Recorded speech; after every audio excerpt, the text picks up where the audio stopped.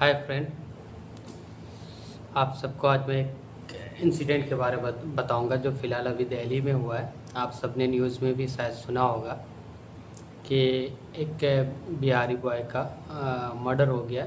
किसी नॉर्मल इंसान या क्रिमिनल के थ्रू नहीं, पुलिस हेड कांस्टेबल के थ्रू उसके सर्विस रिवॉल्वर से शूट किया गया है।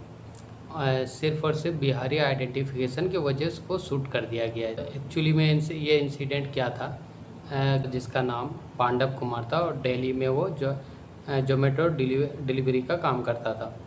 तो एक 26 अप्रैल को लेट अपने फ्रेंड के बर्थडे पार्टी से लेट नाइट वापस अपने रूम आ रहा था। तो आते हुए रास्ते में एक दिल्ली पुलिस हेड कांस्टेबल से उनके कुछ बहस हुआ होगा। तो वो हेड कांस्टेबल नशे की हालत में था। वो अपने सर्विस रिवॉल्वर से शूट कर दिया गया, सिर्फ और सिर्फ बिहारी आइडेंटिफिकेशन की वजह से। ये चीज़ जो बिहार के नाम पे हरासमेंट हो रहा है, चाहे दिल्ली में हो या इंडिया के किसी भी स्टेट में हो, ये चीज़ का सेंट्रल गवर्नमेंट को रिस्पॉन्सिबल लेना पड़ेगा। साथ साथ central government, Delhi government responsible होकर उस लड़के के फैमिली को इंसाफ दिलाना पड़ेगा। इसी के साथ साथ बिहार के गवर्नमेंट को भी रिस्पॉन्सिबल होना पड़ेगा, रिस्पॉन्सिबिलिटी लेनी पड़ेगी कि वो अपने बिहार के सिटीजनशिप को इंडिया में हर स्टेट में रेस्पेक्ट दिलाए, चाहे वो वर्कर ही क्यों ना हो। अगर वर्कर का भी कहीं पे वर्कर का भी काम करे, मजदूरी करे, तो एक अपने डिग्निटी और रेस्पेक्ट के साथ करे।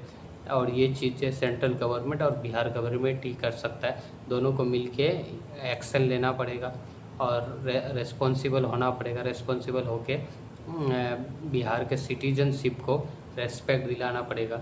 और साथ साथ बिहार के पेरेंट्स को भी खुद को रेस्पॉन्सिबल होना पड़ेगा। अपने बच्चे को एजुकेटेड करना पड़ेगा। कहीं पे भी आप अपने बच्चे को काम करने के लिए, मजदूरी करने के लिए भेज रहे हैं, तो आप ऐसे मत भेजें जब तक आप अपने बच्चे को एजुकेटेड नहीं करते हैं।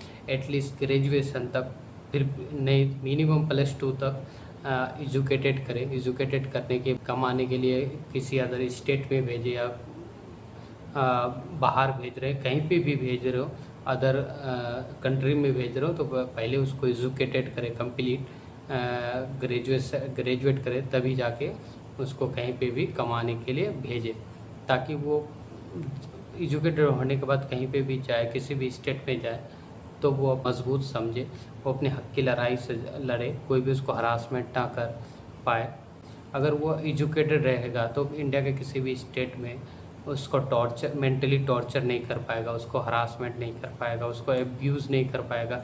जो बिहार के लोगों को एब्यूज़ किया था बिहारी बहनचोद के नाम पे, वो नहीं कर पाएगा। और बिहारी बहनचोद तो एक बिहार के लोगों के लिए स्लोगन बन चुका है। कहीं पे भी मैंने अपनी आँखों से देखा है, मैंने बिहार के लोगों को दिल्ली, राजस्थान, मुंबई कहीं पे भी हो मजदूरी करते हुए देखा है, तो उसको नॉर्मल नाम से कभी नहीं पुकारा जाता। उसको एक पर्टिकुलर नाम दिया गया, बिहारी बहनचोद।